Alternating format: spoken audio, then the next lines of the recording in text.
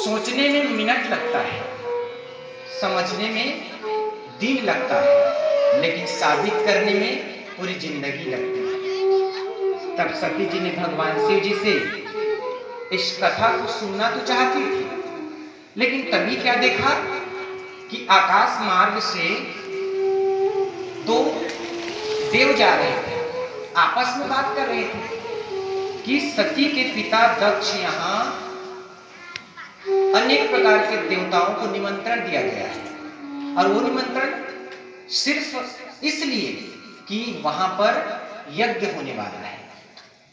सती विचार करने लगी कि अगर दक्ष ने इस यज्ञ का आयोजन किया है तो क्यों ना हम भी चलें। हाथ जोड़कर भगवान भोलेनाथ से कहते हैं कि हे स्वामी, आप अगर कहें मुझको तो मैं भी चलकर चला जाऊं, पर ऐसी भक्ति नहीं है, भावों का भावना जिस पल में है। हे स्वामी, अगर निमंत्रण नहीं मिला है तो कोई बात नहीं, हमें जाना चाहिए। निमंत्रण क्यों नहीं मिला था कि दक्ष ऋषि, दक्ष जो है सती के पिता, वो दक्ष एक बार ऐसे ही अपमान हो गया भगवान भोलेनाथ जी से। एक बार जब सभा हुई तो सुखदेव जी कहते हैं कि सब जितने भी राजा थे, देव थे, सब उठकर खड़े हुए, लेकिन दक्ष को देखकर भगवान खड़ा नहीं हुए। और जैसे ही वो नहीं उठे, दक्ष ने कहा कि आपने, हे भोलेनाथ, आपने मेरा अपमान कर दिया।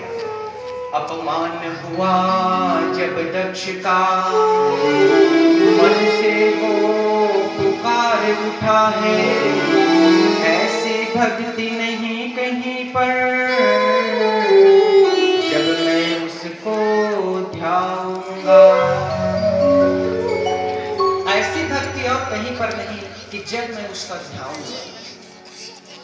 दक्ष ने कहा कि भोलेनाथ शंकर जी को कभी भी निमंत्रण न मिले। सबको समझा दिया था कि जितने देवी देवता हैं सब आ जाएं, लेकिन केवल भगवान भोलेनाथ यहाँ नहीं आना चाहते। अरे भूतों की रखता है, श्रृंगी भृंगी सबको लेकर आता है, लोग डरते हैं, मृगशाला लटकाए हुए हैं। शंकर जी, हम तो कहते हैं शिव जी, लेकिन शंकर जी के परिवार बहुत बड़े हैं।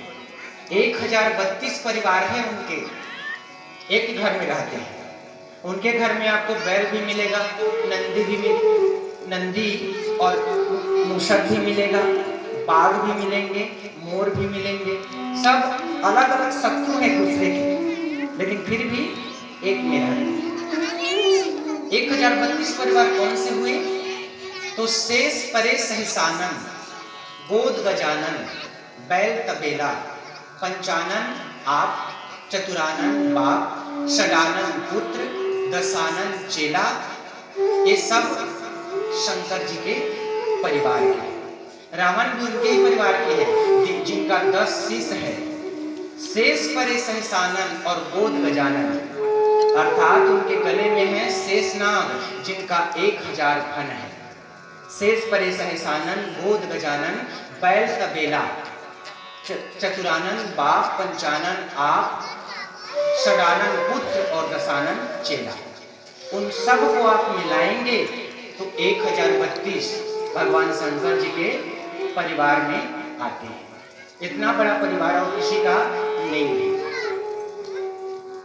आज सती ने भगवान शिव जी से बोला, स्वामी मैं जाना चाहती हूँ, लेकिन शंकर जी ने बार बार मना किया कि बिना निमंत्रण के नहीं जाना चाहिए।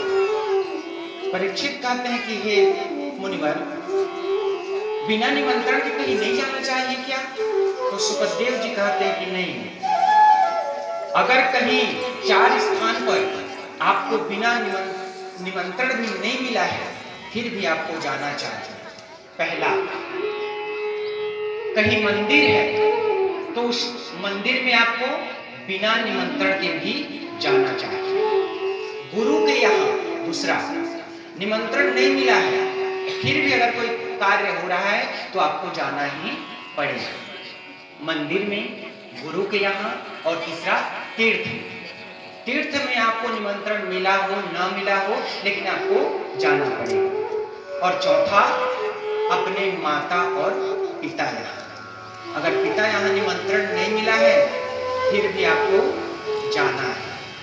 तो सती भगवान शंकर से कहते हैं कि स्वामी, इन 4 स्थान पर जाना चाहिए, पिता के यहाँ, गुरु के यहाँ, तीर्थ में और मंदिर में, बिना निमंत्रण के जाना चाहिए। सो मैं तो जाऊंगी। लाख बार समझाया, शिव ने पर माना नहीं सती।